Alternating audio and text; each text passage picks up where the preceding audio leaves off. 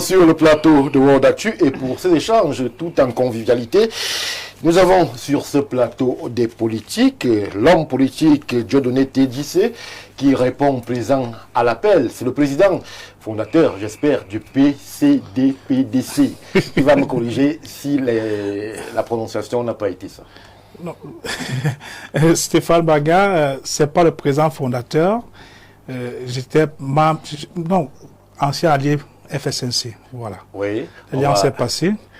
Donc, j'ai été à l'Assemblée Générale Constitutive à cette occasion. J'ai été désigné. Oui. Mais je voudrais dire bonsoir aux copanélistes que je retrouve.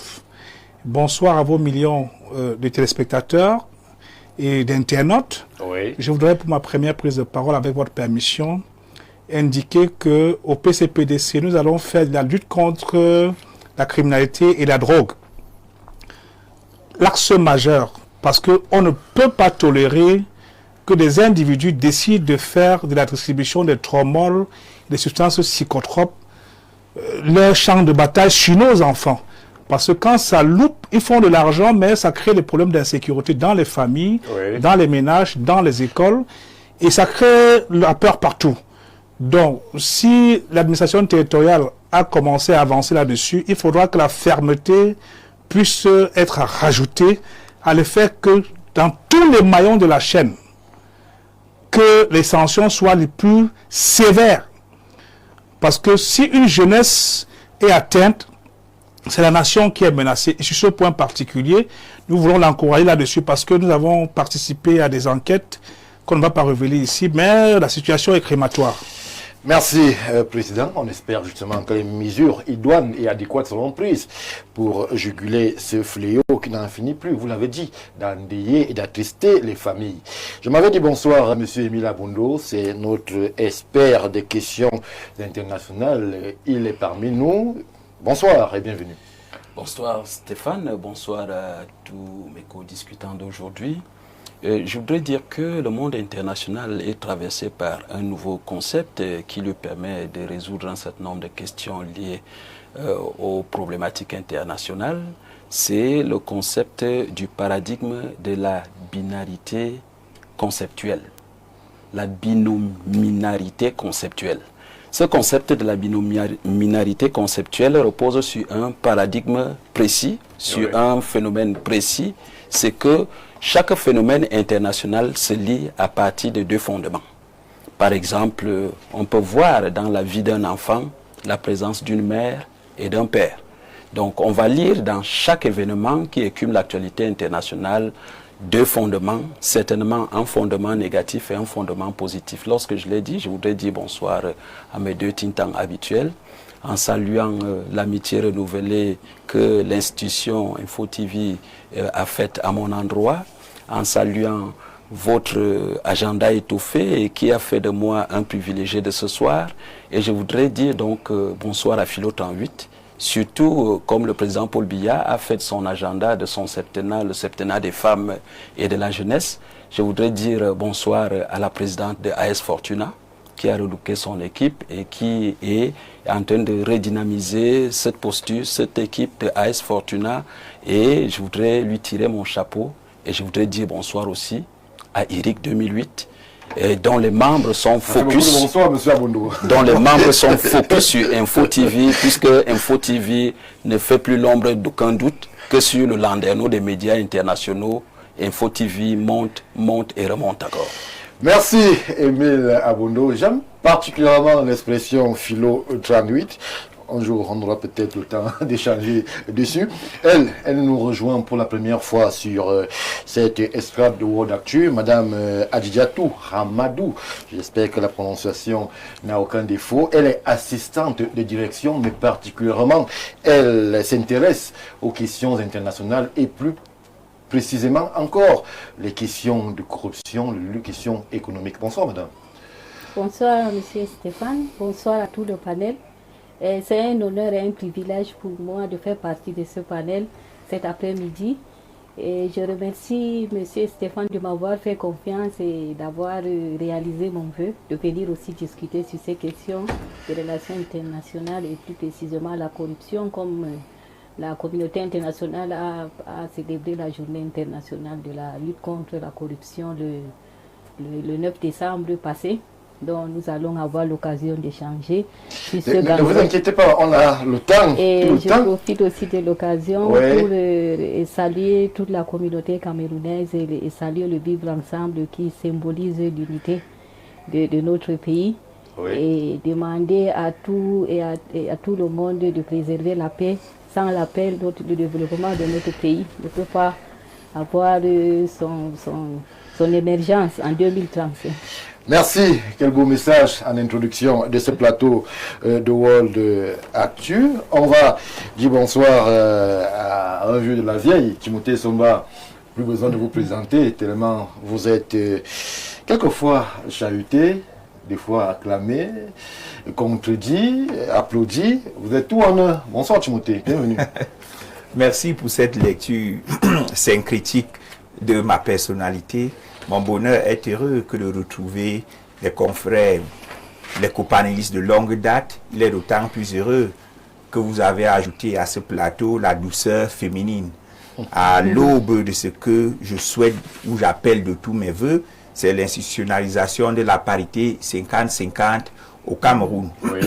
Je fais partie de ceux qui pensent que les femmes ont leur mot à dire, les femmes ont les compétences nécessaires, les femmes ont la volonté et ne doivent pas être privées de la participation aux affaires de la nation. Bien au contraire, elles doivent être beaucoup encouragées, beaucoup soutenues, afin qu'elles participent davantage au processus de prise de décision et dans l'espace politico-social.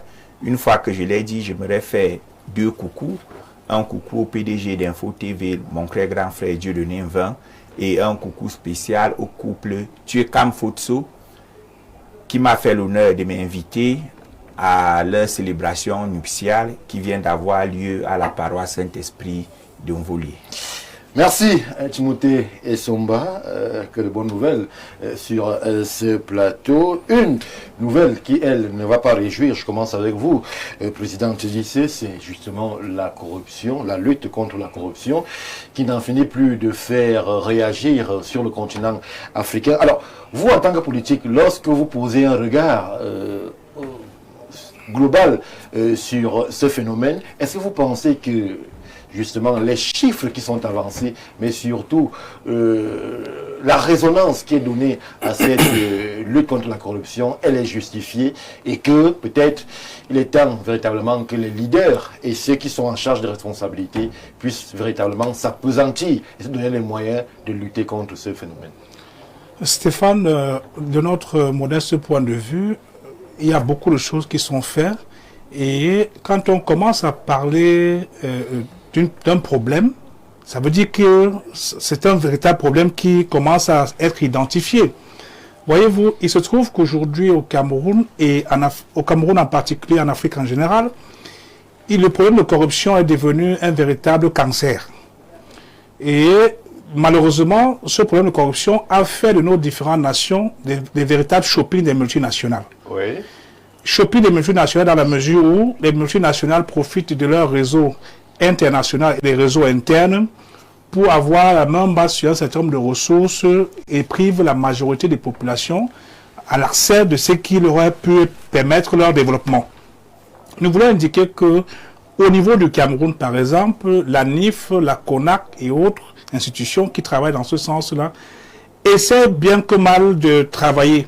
Mais aujourd'hui, il est urgent, au lieu de se limiter à des simples déclarations, à des simples conférences, à des simples dénonciations, d'entrer en action pour pouvoir améliorer les conditions de vie de ceux qui sont appelés à servir. Parce que voyez-vous, quand on parle de corruption, la corruption ce n'est que la conséquence. Est-ce que quelqu'un qui de façon décente a un salaire conséquent, a une prise en charge sanitaire efficace, oui, une couverture santé efficace, l'accès au logement décent, peut se retrouver en train d'être corrompu? Vous savez, le président Biya, en 1993, à côté de Jacques Chirac, qui était alors maire de Paris, disait en son temps, qu'est-ce qu'une démocratie pour un peuple de faim?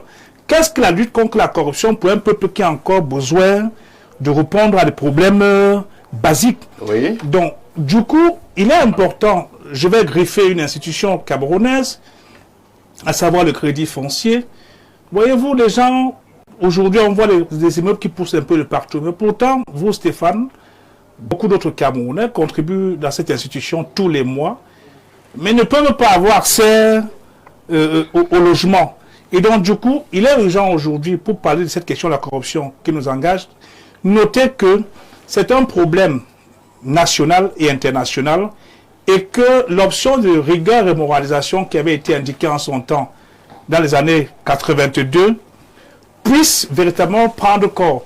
Parce que tant qu'on ne va pas revoir les mécanismes de recrutement dans la haute fonction administrative et économique, on sera toujours dans ce dispositif de corruption qui va perdurer. Parce que voyez-vous, Stéphane, à partir du moment où le système de recrutement est bancal, fondé sur des cooptations, où les critères de recrutement ne sont pas visibles par tous, où les résultats des examens et concours sont publiés par ordre alphabétique, voyez-vous, de la façon que vous arrivez, détermine quel sera le modus operandi de votre mission. Je reste avec vous une minute pour justement interpeller une fois de plus l'homme politique. Est-ce que le système tel qu'il se présente au Cameroun, l'architecture institutionnelle et même administrative, pourrait justement survivre s'il n'y avait aucune corruption?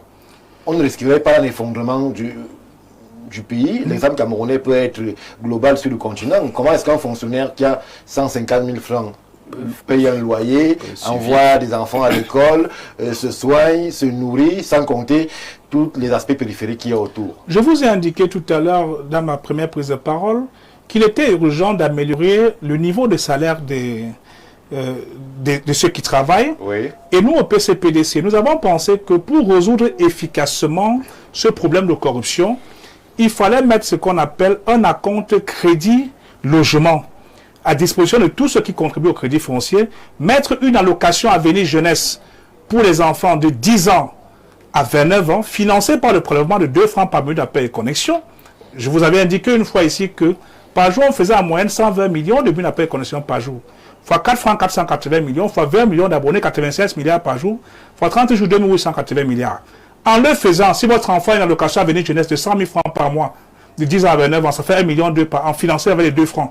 Vous voyez qu'on n'aurait plus l'occasion de dire que vous y allez tendre la main sous la table parce que vous voulez envoyer les enfants à l'école, parce que la nation entière contribue déjà à cet aspect-là. Et un autre point particulier, Stéphane, et qui est même la clé centrale, si vous avez un système éducatif comme le nôtre, qui forme les enfants pendant 25 ans pour être des chercheurs d'emploi, vous voyez que c'est le nid à la corruption. Donc, du coup, il faudra que chaque curriculum de formation académique soit l'ouverture à un emploi, d'où le changement du système éducatif pour passer de l'enseignement général à l'enseignement technologique, scientifique et professionnel pour former des créateurs de richesses et non pas des chercheurs d'emploi. Et ça commence depuis la maternelle. Parce que le petit Chinois de 12 ans, 15 ans, 13 ans qui travaille à produire des téléphones que vous utilisez aujourd'hui ne peut pas être en train de le faire pendant que le nôtre a 30 ans, 40 ans est en train de danser le mbolé. C'est un problème.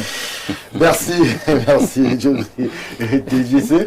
On va prendre l'avis de M. Abondo. Là, on va essayer justement de faire un balai circonspectif parce que la corruption, lorsque l'on interroge et on observe le jeu des acteurs à l'échelon international, on se rend compte que justement, du côté de l'Occident, on a souvent l'impression qu'il n'existe aucune corruption et que toutes les récriminations sont taxées vers le continent africain. Tous les avertissements, toutes les remontrances sont faites au continent.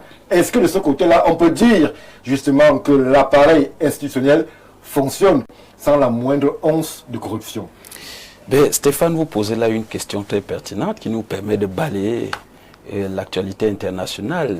Parce que si aujourd'hui vous avez parlé de la corruption, ça veut dire que la corruption n'est pas un problème essentiellement camerounais.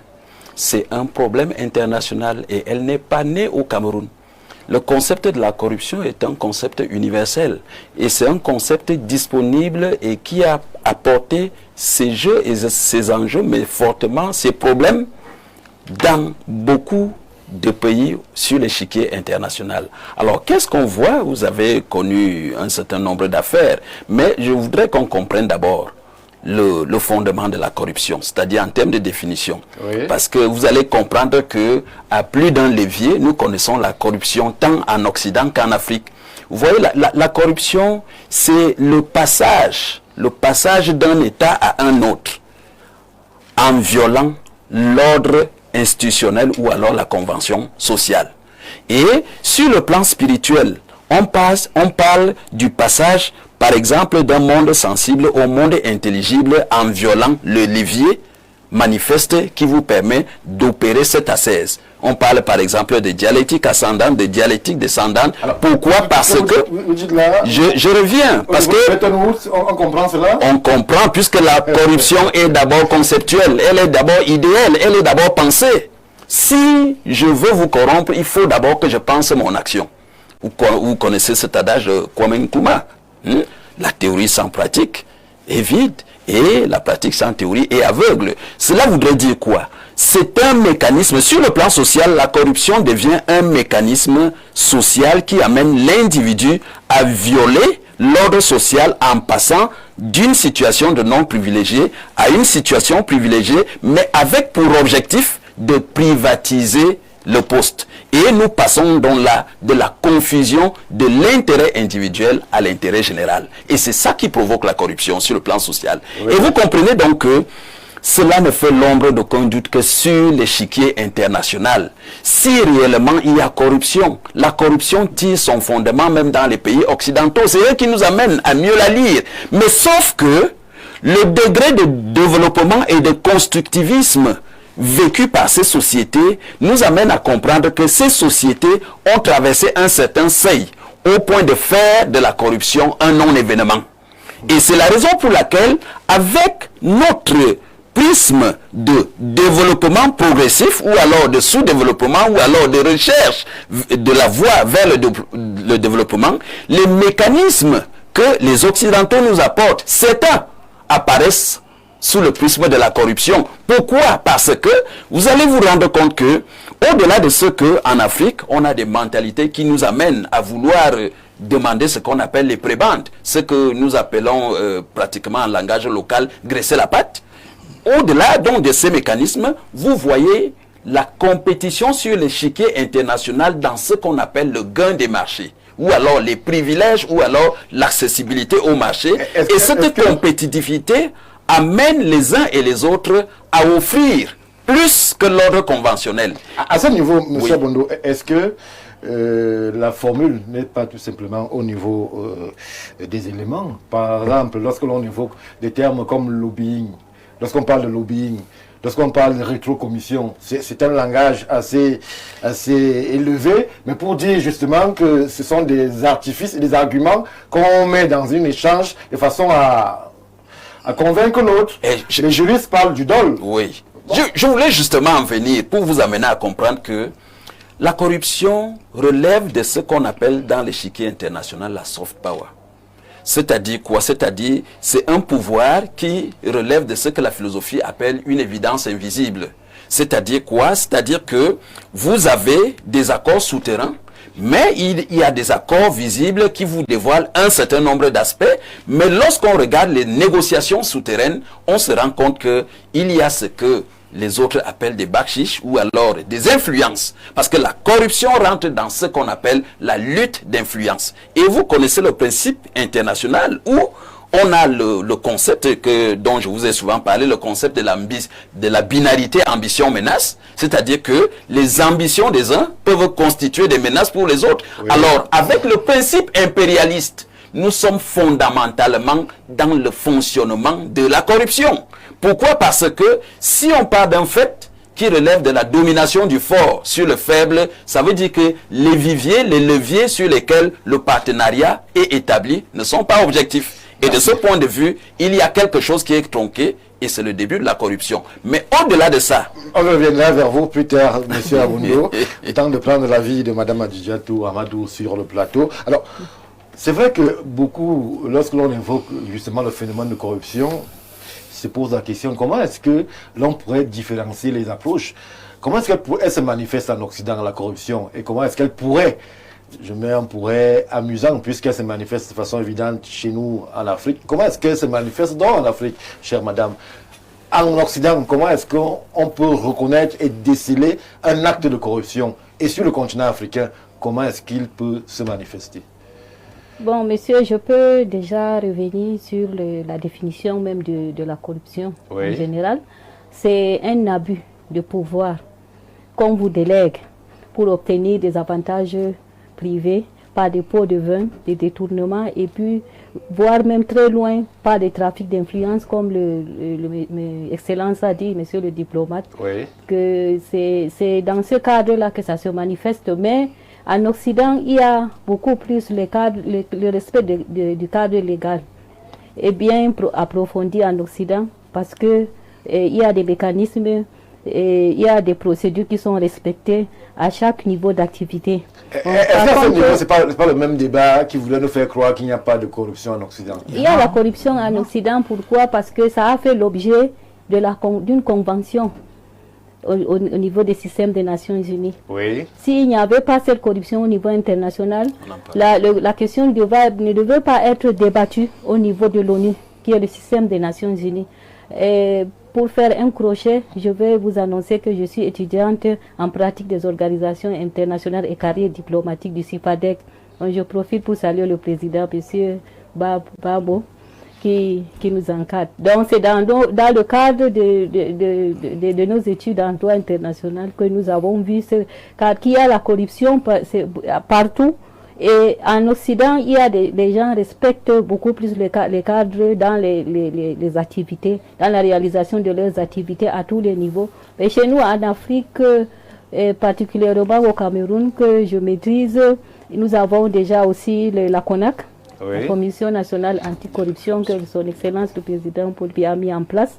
Nous voyons le Président, M.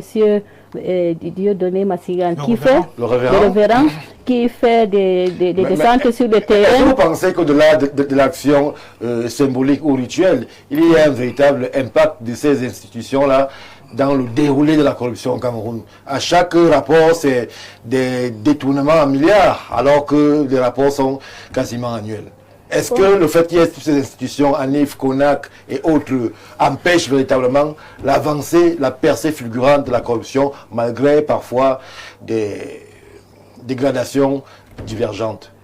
Bon, je peux dire qu'il y a une avancée considérable quand nous voyons déjà que les gens ont un peu peur parce qu'il y a aussi le numéro de téléphone. Il y a le numéro de téléphone, il y a les dénonciations que la CONAC reçoit. Et nous voyons aussi les opérations éperviers sur le terrain où on arrête les individus qui ont commis la corruption. Donc ça veut dire que la lutte quand même n'est pas vaine. Il y a des résultats, nous voyons quand même des résultats. Et les gens ont un peu peur maintenant avec l'évolution des technologies. Il y a déjà l'automatisation des activités dans les administrations. Par exemple, des logiciels qui sont mis en place pour le suivi des activités, qui prouvent la traçabilité des activités. Et puis le monnayage se fait sur le plan numérique par les virements. Ce n'est plus de main à main. Je crois qu'avec l'intelligence artificielle, toutes les activités dans les ministères, dans les entreprises seront visibles et connues par le public. Alors, je reste avec vous un moment, mais est-ce que vous êtes, lorsque vous observez le déploiement et le jeu des acteurs à l'échelon international, est-ce que vous pensez que toutes ces initiatives sont en mesure de convaincre nos partenaires internationaux? Lorsque à chaque fois qu'il y a des sorties, Transparency, Fonds monétaire international, Union africaine et autres, on a l'impression que malgré toutes les mesures qui sont prises à l'échelon national et même sous le journal, ces mesures-là, visiblement, peinent à convaincre à l'échelon international. Bon, ça dépend du contexte et ça dépend aussi des conventions ou bien des contrats qui lient l'international, des rapports qui lient l'international au pays en voie de développement. Nous savons que nos bailleurs de fonds sont à l'international. Donc, ils ont souvent pris des mesures, par exemple des ajustements structurels et tout, pour que le développement économique de l'Afrique décolle.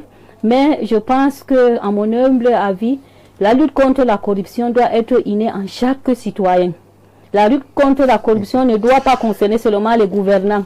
Si chacun à son niveau, à partir de la famille, qui est la plus petite cellule de la société, on décide de ne plus faire la corruption, je crois qu'ensemble, tout le monde nous allons arriver à un moment où tout le pays sera correct et nous allons atteindre le développement. Merci, chère madame. Je reviens vers vous, le temps de cueillir l'avis de Timothée et Somba sur la question. C'est vrai, monsieur Somba, que cette question de corruption n'en finit plus de faire parler. Elle amène malheureusement certains responsables vers des cimes de prison, mais on sait aussi que justement parfois elle est catalyseur ou alors réceptacle de beaucoup de manquements. Là on évoque très souvent ces bailleurs de fonds-là qui sont regardants sur les aspects de lutte contre la corruption pour justement envoyer des fonds pour contribuer au développement. Est-ce que vous pensez que la lutte contre la corruption est devenue un instrument de chantage international pour les pays africains? La lutte contre la corruption est véritablement un instrument de chantage. Chantage pourquoi? Parce que loin de la visée, la lecture idéaliste, il n'y a aucune société au monde où il n'y a pas de corruption. La corruption est ontologique à la société. Maintenant, les mécanismes propres à chaque État permettent de la minimiser. Et ce volet minimaliste tient à une classification. Oui. On distingue généralement 3 couleurs de corruption. La corruption noire, la corruption grise et la corruption blanche. La corruption noire, c'est le socle d'activité qui, condamné dans un État, fait l'unanimité. Par exemple, le monnayage dans les concours, la fraude électorale, sont des éléments que plusieurs États ont pénalisés. Donc, la corruption noire, c'est toutes les activités prohibées par l'État et qui font un consensus. Oui. La corruption grise, c'est un type de corruption toléré parce qu'il y a un impact minimal et qui fait donc l'objet de controverses au sein d'un État. Certains estiment qu'il faut condamner, d'autres estiment qu'il ne faut pas condamner. Il y a maintenant la corruption blanche. La corruption grise, un exemple, c'est ce dont vous avez parlé tout à l'heure, le lobbying. Samuel Eto'o qui va plaider pour Quel exemple? Oui, c'est un VRP. Vous aurez pu prendre un autre quand même. Bon, c'est l'exemple que j'ai sous la main. L'actualité faisant le larron. Le larron, Samuel Eto'o qui va plaider par exemple pour... Il vient plaider au Cameroun pour que le Cameroun soutienne la candidature du Qatar pour l'organisation de la Coupe du Monde. Oui. Techniquement, ce n'est pas mal.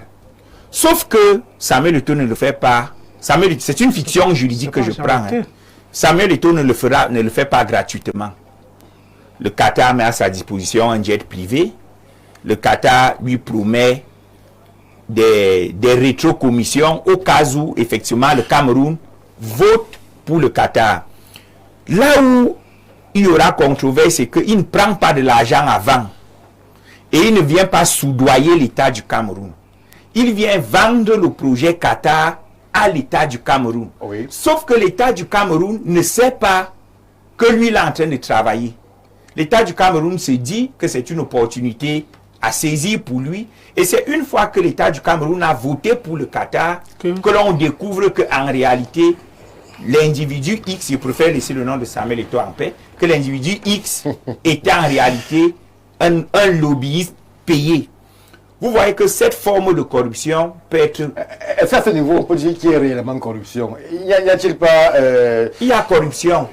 Bon, peut-être que lorsque l'État se rend compte que l'acte n'est pas gratuit, mais il faut bien faire vivre un VRP, comme vous voilà. l'appelez. Est-ce que si le VRP n'était pas venu faire cette influence, ce lobbying, ce marketing, oui. Est-ce que le Cameroun aurait voté pour le Qatar? Non. Le principe du vote pour l'organisation d'une Coupe du Monde est que chaque fédération va en étant libre et on découvre la maquette ou alors l'offre d'organisation de compétitions séance tenante. Or, lui, il vient déjà, il fait le tour des chefs d'État pour dire le jour du vote, ne regardez même pas les autres maquettes. La meilleure offre, c'est le Qatar. Donc, vous voyez donc que c'est une corruption qui sera acceptée ici incriminés ailleurs. On les range donc dans la catégorie des corruptions grises. Parce qu'à la réalité, elles biaisent la convention sociale, mais sans impacter l'économie des nations. Tout à côté, il y a donc la corruption blanche, où on va prier dans les églises qui se limitent au cas de séduction. Vous voyez comment les pasteurs vous disent que tout pouvoir vient de Dieu, vous devez prier pour vos dirigeants. Ils ne vous disent pas que parfois ils ont reçu un peu de carburant. Vous voyez? Donc il y a des formes de corruption comme ça qu'on accueille ou qu'on rejette dans la société en fonction de leur impact sur l'économie. Par contre, la corruption noire est celle qui impacte gravement l'économie. Parce qu'elle accentue la pauvreté, elle encourage les détournements des fonds publics et elle biaise le principe de l'égalité devant les charges publiques. Alors, à ce niveau, M. Somba, est-ce que lorsque Transparency, il y a quelques années, classait le Cameroun comme numéro 1 mondial en termes de corruption, on était là justement dans les éléments et des critères de corruption noire, et que justement l'ONG internationale avait en sa possession des facteurs, des faits qui pouvaient amener à ce qu'on pense que le Cameroun, l'État avait traversé toutes ces strates de corruption pour être englué de façon particulière dans la corruption noire, ce qui lui valait à l'époque le classement qui était le sien. Transparency lui-même était dans une manœuvre de corruption. Dans un pays où 80% de l'économie est informelle, est-ce que Transparency peut nous dire les indicateurs qu'il a mobilisés pour dire que nous sommes le premier mondial? Alors que partout en Europe, les gens travaillent au noir, on confisque les passeports des prostituées et autres. Il n'est pas allé regarder là-bas. Déjà, ce classement, pour moi, ne vaut rien. C'est des manœuvres géopolitiques. Lorsque un État africain a refusé de céder, soit un contrat minier, soit un contrat d'exploitation d'hydrocarbures. Le premier élément d'identification de la corruption est la traçabilité des échanges. Oui. Quand vous allez regarder l'économie camerounaise, tout est informel. Comment vous saurez qu'il y a corruption ou pas? Madame nous révèle elle ne nous révèle pas. Elle affirme. Et nous, avec, il y a quand même un effort de numérisation qui est fait, ne serait-ce qu'au ministère de la fonction publique, pour justement essayer de réduire, autant que faire se peut, la passation de dossiers et d'argent de main à main. C'est parce que nous voulons limiter la corruption à l'interaction usager-administration. Alors qu'il y a une puissante corruption en bas, qui se vit même dans les débits de boissons, qui se vit dans les boîtes de nuit, qui se vit à l'église. Observez que toutes les personnalités à l'église sont assises au premier rang, parce qu'elles vont contribuer plus que les autres. Et c'est un problème, parce que l'élément dangereux de la corruption, c'est la rupture des principes d'égalité en société. Oui. Celui qui corrompt aura droit à tous les privilèges, comparativement à celui qui ne corrompt pas. Voilà l'enjeu. Est-ce qu'on peut se développer, est-ce que l'Afrique peut se développer dans une société inégalitaire? Lorsque les meilleurs échouent en concours parce qu'ils n'ont pas corrompu, alors que les médiocres passent parce qu'ils ont corrompu. Lorsque celui qui a corrompu obtient les gros marchés qu'il ne va finalement pas livrer, alors que les meilleurs qui ont fait de belles offres n'ont pas de marché public parce qu'ils n'ont pas corrompu. Voilà donc l'enjeu. Et on va se rendre compte que c'est une question d'abord de modèle économique, c'est une question de souveraineté, parce que même ceux qui travaillent dans les institutions internationales qui financent nos projets, nous savons comment ça se passe. C'est eux qui disent parfois à nos administrations comment surfacturer pour obtenir le financement et par derrière ils viennent recevoir des bakchiches. Quand vous avez des projets, je prends un cas pour chuter, M. Somba. Pour chuter, je ne vais pas citer le nom à titre exceptionnel. Vous avez un barrage hydroélectrique qui fait problème. Mais on vous dit que ce barrage a obtenu tous les quitus en termes de meilleur montage de projet de la Banque mondiale et du FMI.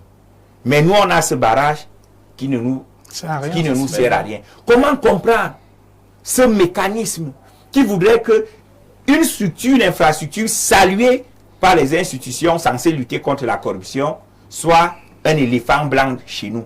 Vous comprenez que la corruption peut être transnationale. Merci. Merci, Monsieur Somba. On va revenir vers vous dans un moment. Le temps de prendre l'avis d'abord du téléspectateur qui nous salue chaleureusement et dit ceci. Je suis totalement d'avis avec Monsieur Abondo. La source de corruption, c'est en Occident. Elle a pour dénomination le World Castle. Donc le raisonnement théorique en termes de production des chiffres qu'avance Monsieur Essomba a des limites. En autre chose, qu'avance M. Somba n'est autre chose que des rêves. En un mot, nous sommes nés dans la corruption et nous vivrons avec. Et nous mourrons avec. Je suis Patrice Ebolova. Alors, la contribution du spectateur est somme toute révélatrice, président Tedisse, de ce qu'il y a comme une résignation. Mais on a quand même des pays sur le continent qui ont essayé de juguler la pandémie. On a vu au Rwanda, le président Kagame essaye, autant que faire se peut, de faire chuter les chiffres de ce côté. Comment est-ce que vous interprétez justement cette dichotomie internationale où on a l'impression qu'il y a comme une corruption internationale, avec l'exemple de M. Essomba, où justement on a des critères qui sont validés à l'échelon international, mais qui sur le terrain opérationnel africain sont des éléphants blancs. Voyez-vous, Stéphane, vous avez évoqué le cas du président Kagame, pour qui j'ai beaucoup d'admiration, mais sauf que pendant qu'il combat fermement la corruption chez lui, il entretient en sous-main à l'est du Congo une situation qui permet de prédation. Voyez-vous, le problème que vous posez là, on disons en anglais, c'est un cankerworm. C'est un cancer gigantesque qu'on ne peut pas contrôler. Voyez-vous, il est urgent aujourd'hui, au lieu que les multinationales restent dans leur standard de mercurial, parce que le fond du problème même, c'est cette affaire de mercurial où personne ne contrôle rien. Oui. Au lieu qu'on reste dans ce dispositif, il faudra assigner aux gens des job descriptions et les délais de traitement des affaires. Je vais vous prendre un cas. Allez-y. Au niveau de la justice. Lorsque un magistrat vous fait le renvoi, parce qu'il n'a pas l'obligation de juger dans un délai bien précis. Or, en fixant de façon légale les délais d'instruction des affaires, le gars est obligé, sinon on a donné 45 jours, il sait que dans les 45 jours, il doit... Mais à ce niveau, pour ne pas faire une fixation sur une corporation, il y a quand même un contexte qui entoure le travail du magistrat. S'il a 500 dossiers et qu'il est seul, et que justement, il y a cette tentation de corruption qui est par là. Déplaçons le curseur au ministère des Finances. Déplaçons le curseur au ministère de l'administration territoriale. Oui. Déplaçons le curseur dans n'importe quel ministère.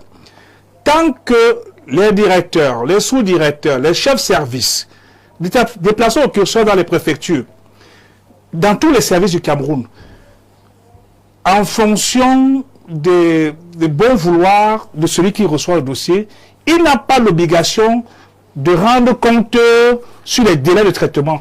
Et nous insistons là-dessus parce que si quelqu'un qui a reçu un dossier pour traiter n'a pas l'obligation de redevabilité,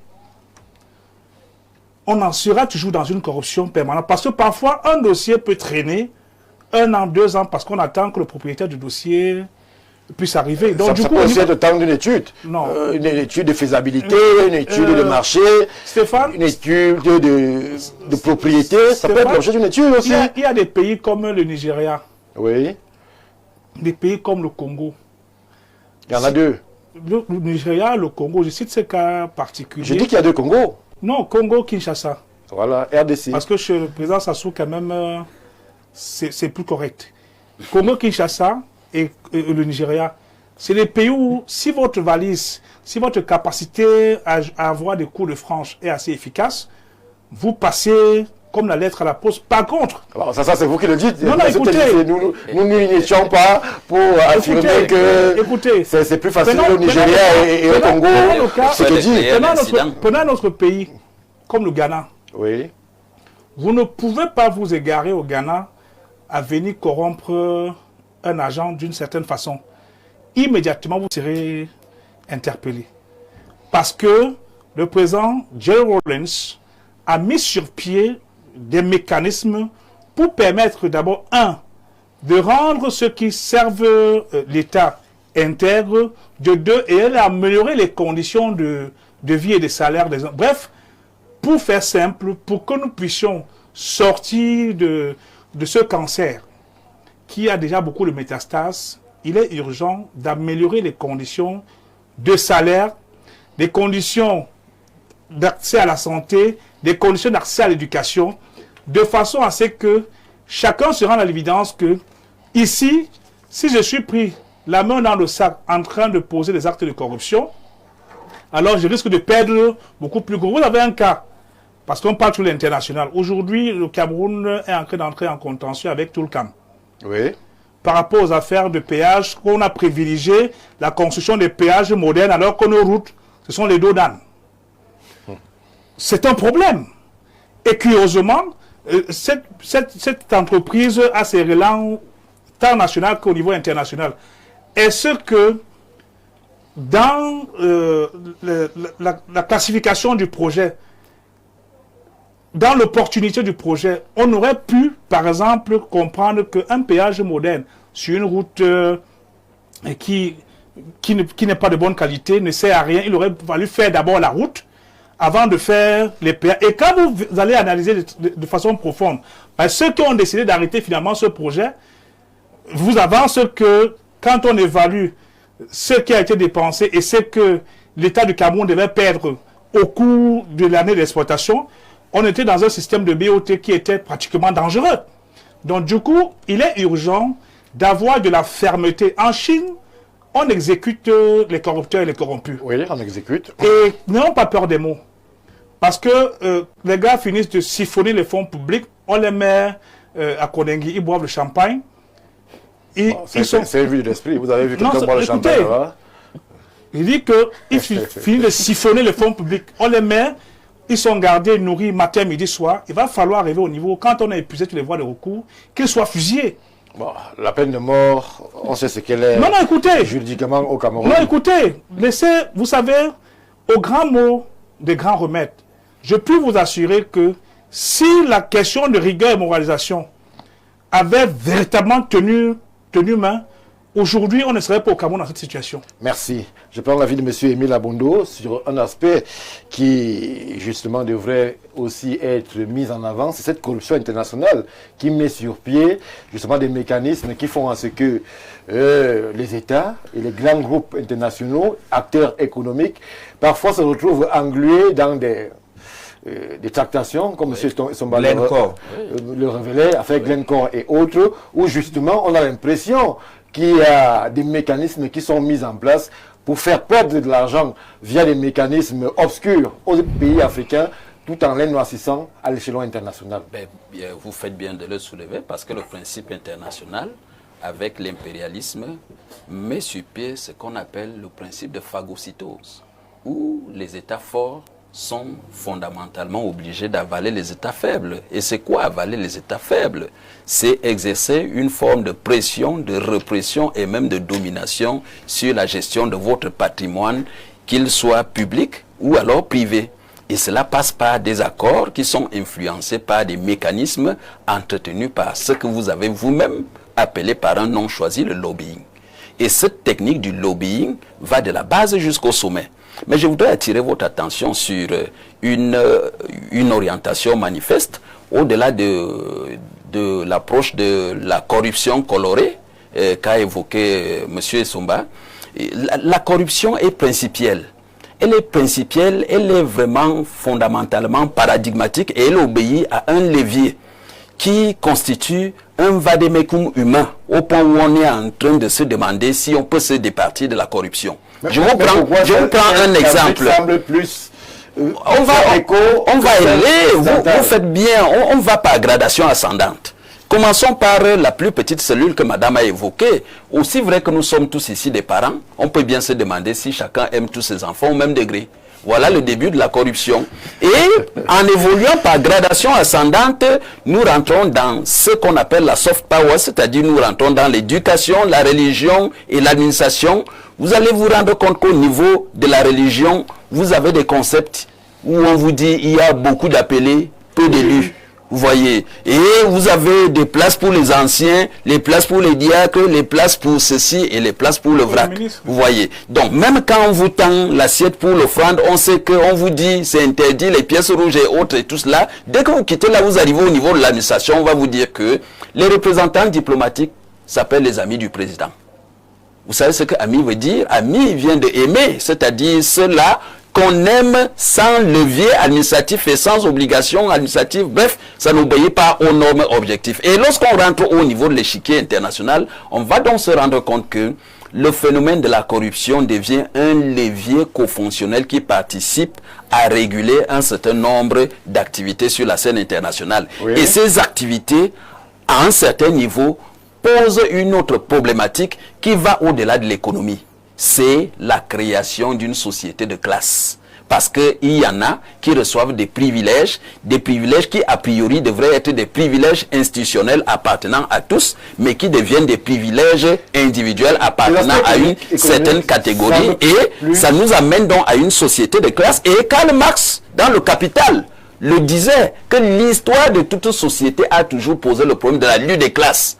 Entre nantis et moins nantis, entre pauvres et riches, entre ainsi de suite. Et quand nous sommes donc dans cette société de classe, il y a un problème de fond. Le pauvre veut s'enrichir et le riche veut se maintenir riche, et fondamentalement, nous sommes face à une corruption. Et cette corruption, c'est le même levier, c'est le même équilibre au niveau de l'échiquier international, parce qu'on va observer les grands pays, et ces grands pays se constituent en association. Vous avez l'association des grands pays, des pays riches, l'association de, jusqu'aux Nations Unies. Il y en a ceux qui ont le droit de veto au Conseil de... Tout cela, tous ces mécanismes participent de ce que, aussi vrai qu'il n'y a pas le mécanisme objectif pour partir d'un point A pour un point B, lorsque ces mécanismes sont obscurs, cela met en relief le phénomène de la corruption. Et c'est la raison pour laquelle on a envie de croire que ce phénomène qui gangrène la société peut devenir un phénomène qu'on peut évacuer. Mais aussi vrai que notre mentalité est une mentalité de corrompus.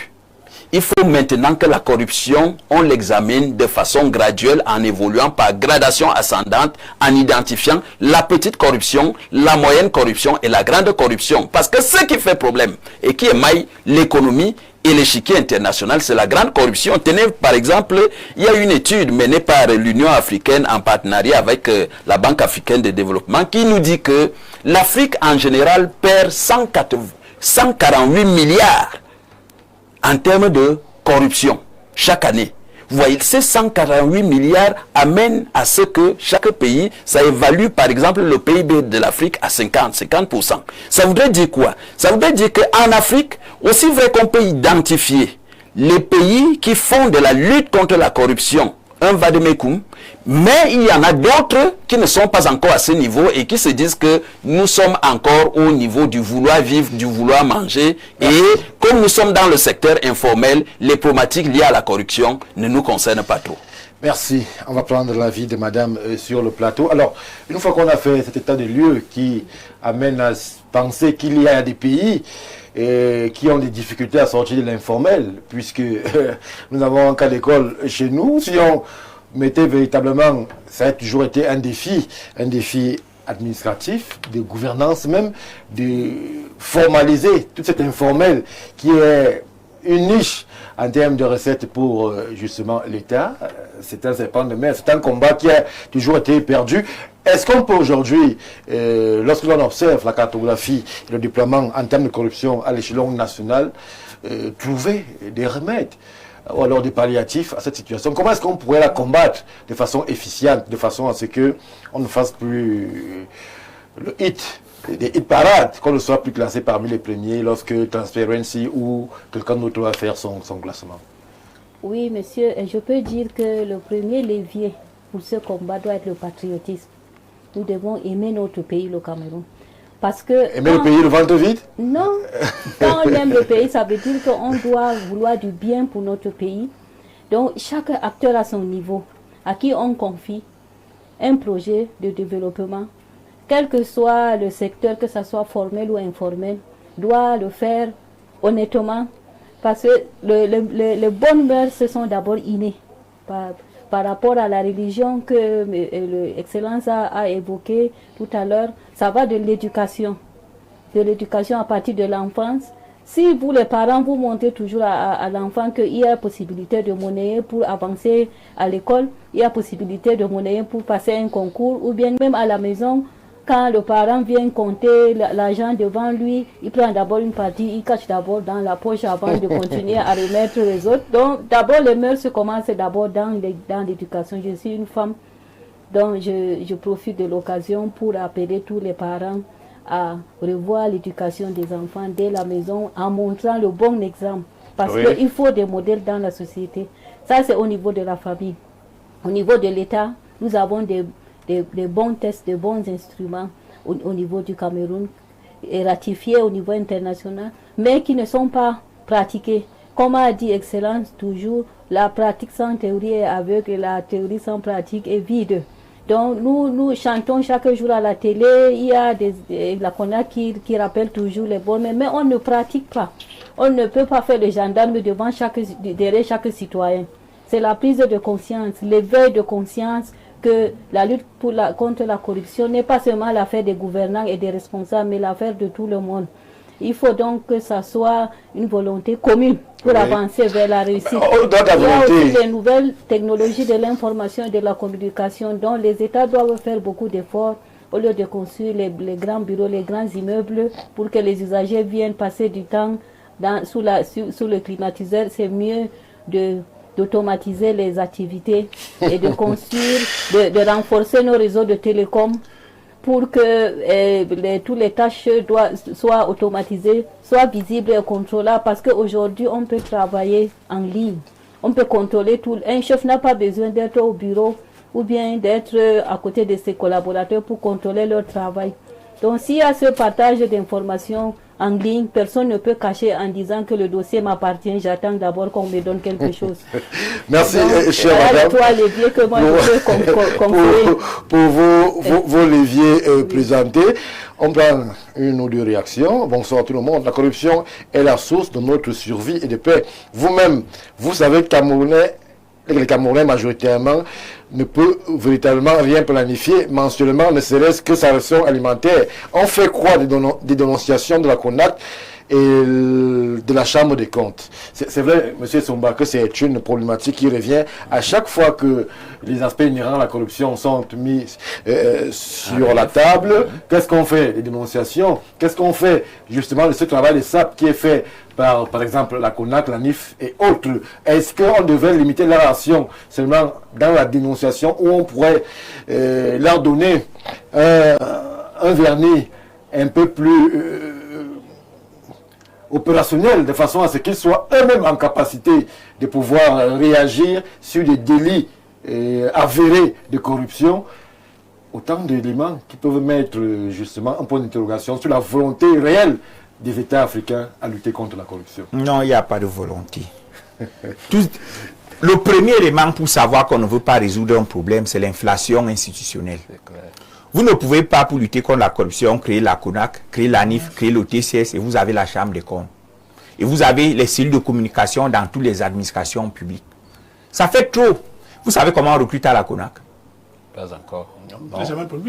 La CONAC n'est pas un modèle. Comment? Depuis combien d'années le président de la CONAC est-il en fonction? Monsieur Somba, c'est le débat. Non, voilà l'institution. C'est pas lui qui pose les questions. L'institution, non, ce sont des questions rhétoriques. L'institution qui est chargée de lutter contre la corruption n'est pas un modèle. Elle ne peut pas. On est dans le cosmétique. La corruption en Afrique est endémique et elle tient à la qualité de la gouvernance. Le modèle de gestion des États africains est un modèle, j'ai envie de dire, je vais créer le mot corruptogène. Pourquoi? Aucun État interventionniste dans le monde ne peut s'en sortir face à la corruption. On lutte contre la corruption en libéralisant et en se dotant d'un arsenal de régulation fort. Or, qu'est-ce qu'on a en Afrique? On a des États qui veulent tout faire eux-mêmes. L'État veut construire les routes, l'État veut construire les prisons, l'État veut gérer l'eau, l'État veut gérer le courant. L'État organise même les mariages. Collectif. Vous ne pouvez pas. C'est quel type d'État? Un État par an? C'est un État par an. Et ça ne peut pas fonctionner.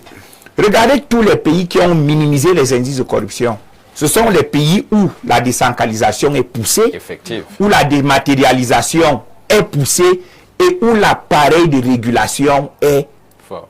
puissant. Parce que la corruption, c'est la fraude à la saine compétition. La fraude à la saine concurrence. Comment on fait? On définit un modèle d'État régulateur.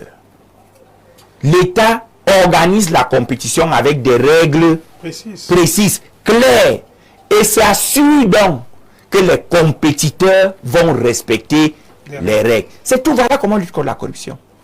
Or, est-ce qu'il n'y a pas de volonté? Il y a une volonté incantatoire qui est elle-même émasculée par un défaut de volonté opérationnelle. La CONAC ne peut pas traduire quelqu'un à justice. Oui. Elle adresse des rapports au chef de l'État. La Chambre des comptes, pareil. C'est pour ça que j'ai évoqué un pouvoir coercitif un peu plus accru. Non. Si on leur donne un pouvoir coercitif, puisque ce sont des institutions elles-mêmes qui sont parfois engluées dans des scandales, elles peuvent verser dans des règlements de compte. Tout à fait. Vous voyez le problème? On n'a pas besoin de tout ça. Citez-moi un pays comme la Finlande, comme le Liechtenstein, comme la Norvège. Ils n'ont pas de CONAC, d'ANIF, ils n'ont pas ça. En Finlande, on ne triche pas. Même aux examens, on ne triche pas. Vous trichez en Finlande, tout le monde est surpris. Ils ne connaissent pas ce que c'est que la tricherie. On a d'ailleurs vu une première ministre démissionner là-bas pour un achat de chocolat avec de l'argent public. Voilà. Achat de chocolat. Le chocolat. C'est pas une maison, c'est pas l'avion. Pourquoi? Parce que les règles sont claires. Est-ce que vous savez comment on fait pour recruter à la SNH? À partir du moment où il y a opacité. Vous avez un problème avec ces entreprises, monsieur Somba? Non, ce sont des sociétés publiques. À partir du moment où... Parce que pour entrer à l'école normale, on sait qu'il faut passer un concours, il faut avoir au moins 10 de moyenne à l'écrit et au moins 10 de moyenne à l'oral, être parmi les meilleurs. À l'ENAM, c'est pareil. Je ne vais pas faire de procès d'intention. Non. À l'ENAM, c'est pareil. On sait qu'il faut avoir 10 de moyenne. Dans la fonction publique, on sait. Mais dans le parapublic, on ne sait pas. Comment on fait pour être recruté au port de Kribi? À la CNPS? Comment on fait pour être recruté et autres et autres? Ça fait donc que dans cette opacité, construit, c'est le nid de la corruption. Pourquoi? Parce que les règles du jeu ne sont pas claires. Regardez ce qui se passe dans le système des marchés publics. On dit que le gré à gré nous crée des problèmes. Le gré à gré est censé être l'exception. Oui. Mais on a l'impression depuis 5 années que le gré à gré en Afrique est devenu le principe. Regardez ce qui s'est passé avec les chantiers de la CAN et les chantiers Covid. On a désubstantialisé l'organigramme des ministères pour créer des task force qui donnaient des marchés de gré à gré. Oui, ça a été efficace parce que ça a allégé la procédure et permis qu'on livre vite. Mais si nous sommes donc conscients que la chaîne officielle ou alors la chaîne principielle est lourde, mais allégeons la chaîne principielle au lieu de créer des institutions ad hoc qui viennent faire perdre le sommeil aux institutions classiques. Vous comprenez donc que le problème est véritablement là. La volonté réelle de lutter contre la corruption n'y est pas encore. Question, pourquoi? Parce que les pays africains ne sont pas souverains. Quand vous n'avez pas votre monnaie, vous n'êtes pas maître de votre sécurité, vous n'êtes pas maître de vos télécoms, vous sous-traitez vos ressources vitales. Vous n'avez pas les ressources pour construire vos barrages. Pour construire Nachtigal, c'est un partenariat public-privé avec un financement extérieur. Pour construire l'Ompanga, c'est le financement de la BDAC ou de la BAD. Un État qui n'est pas souverain ne peut pas lutter contre la corruption. C'est la raison pour laquelle on doit aller de façon étapiste. Première étape, se doter d'outils de souveraineté forts. Quand vous êtes souverain, vous définissez votre modèle social, vous définissez votre système éducatif, vous définissez votre modèle d'administration. À partir de là, les miasmes de la corruption commencent à disparaître parfois de façon automatique. Merci. En une minute, Président, Stéphane, avant que Bono dise aussi un mot. En une minute même, je voudrais me poser sur les épaules de Timothée Essomba Oui. pour dire que la résolution de ce problème passe par le système éducatif. Changer le curriculum de formation académique pour former des créateurs de richesse est un atout. On a un pays dont la continentalité n'est plus à démontrer. Qu'est-ce qu'on fait de tout notre potentiel en termes de puissance de fleuve, en termes de disponibilité de terres arabes? Nous sommes à favoriser l'importation du blé d'Ukraine et autres. Pourtant, en sédentarisant nos populations dans leur localité, en captant les fleuves comme le fleuve Blue, le lago de Chari, le lac de Maga, et les autres, le Mamekim, on pourrait produire suffisamment de blé, suffisamment de riz pour éviter que nos enfants soient obligés de quitter le Mayo Danaï pour venir travailler dans les champs de canne à sucre. Bref, il est urgent. Et créer la coprospérité. Parce que le gros problème qui manque à l'Afrique, c'est ça. Non, la distribution des fruits de la croissance. Au PCPDC, nous avons prévu le développement équilibré du territoire. Oui. De façon à ce que l'enfant de Mokolo, dans le Mao Tchanaga, ne soit pas obligé de venir à Yaoundé. Est-ce que vous n'êtes pas dans des vœux pieux? Non, écoutez, c'est des choses... Visiblement, la décentralisation qui est en train de se mettre en place, s'il n'y a pas de fourmis, est-ce que vous aurez les coudées franches face à cette centralisation de pouvoir amener le pays vers l'orientation politique qui est la vôtre? À partir du moment où vous avez changé votre système éducatif pour former des créateurs de richesse, à partir du moment où vous avez supprimé les mairies de ville, supprimer les postes de gouverneurs afin de donner vraiment la latitude. À partir du moment où vous avez formé les exécutifs municipaux à comprendre que le maire ne vient pas s'asseoir pour attendre l'argent de FECOM, attendre l'argent de X, l'argent de Y, que le maire vient pour créer les richesses à partir de ce qui est existant. Vous avez aujourd'hui dans la Haut-Sanaga un aérodrome, vous avez à Ngouti un aérodrome, vous avez à Tiko un aérodrome, vous avez à Gribi, dans la Bumba-Igoko, un aérodrome. Qui a développé ça pour que désormais les marchandises puissent partir par avion en Guinée équatoriale? Tout le monde reste à attendre l'État central. Pourtant, des coopérations assez importantes. Vous avez la Sanaga, le Mbam, la Sanga, où des coopérations internationales décentralisées pourraient permettre qu'on mette des engins amphibies pour draguer ces fleuves et faire les écluses afin que le chantier naval se développe et qu'il y ait le transport fluvial et alléger notre route. Il parlait des questions de route tout à l'heure là. Vous avez... Bon, on ne va pas faire un focus dessus. Dans tous les cas, vous avez les messieurs pour la parole, on aura l'occasion à cet effet. En 5 secondes, il y a un phénomène dans les marchés publics. Oui. Pour soumissionner, vous devez présenter la garantie de surface financière qui prouve que même si l'État ne vous paye pas sous 6 mois, 1 an, vous allez livrer le chantier. Mais qu'est-ce que les prestataires vont? Ils vont dans les banques, ils obtiennent la garantie de surface financière. Contre commission. Contre rétro-commission. Mais après, ils viennent exiger aux prestataires l'avance de démarrage. C'est antinomique. Comment vous pouvez avoir une garantie de surface financière, mais vous dites s'il n'y a pas d'avance de démarrage, vous ne démarrez pas? Pourquoi le système perdure? Parce qu'il n'y a personne pour réguler. Merci. En 1 minute, oui, en 1 minute, je veux balayer à partir d'un paradigme. Beaucoup pensent que la corruption est née aujourd'hui et beaucoup pensent aussi que la corruption a pris beaucoup plus d'envergure. Alors qu'elle est vieille, elle est aussi vieille que le monde. Rappelez-vous de ce que Sembène Ousmane nous disait. Il nous disait que l'honnêteté est un délit de nos jours et que tout le monde va se vêtir de la peau de lienne. Je voudrais dire que la corruption est d'abord intentionnelle parce que vous pensez. Et puis elle est linguistique. Regardez au Cameroun, il y a un mot, on fait comment? Vous voyez, ça, elle est linguistique. Et dès que quelqu'un arrive devant vous, vous lui donnez les conditions requises, il vous demande on fait comment, c'est le début de la corruption. Et c'est là, la théorie du mapartisme est venue avec Hubert Moundiana, mais je voudrais terminer à partir d'un phénomène, c'est que quand vous écumez même le discours juridique, vous allez vous rendre compte que chaque fois qu'on vous nomme, il y a ce qu'on appelle l'article 2. L'article 2 qui vous donne le contenu et la genèse même du principe de la corruption. Les avantages de toute nature. Alors, à quel niveau se limitent les avantages de toute nature? Et à partir de ce mot toute nature, vous comprenez que celui qui a un poste va privatiser son poste à partir de cet article 2. Et chaque fois que vous allez lui présenter un aveu d'évaluation, il va vous dire que l'article 2 lui dit ceci, ainsi de suite. de circulation. Fort de cela, nous nous rendons compte que la corruption circule dans nos veines comme le sang. Comment faire en sorte que ce sang soit de moins en moins violent ou alors soit de moins en moins noir pour avoir une coloration? Il faut que les uns et les autres prennent conscience de ce que, sur le plan économique, ça détériore l'activité économique, mais maintenant sur le plan social, ça occasionne des remous dans le vivre ensemble, et sur le plan institutionnel, ça n'amène pas les partenaires à venir investir du fait de ce mauvais climat.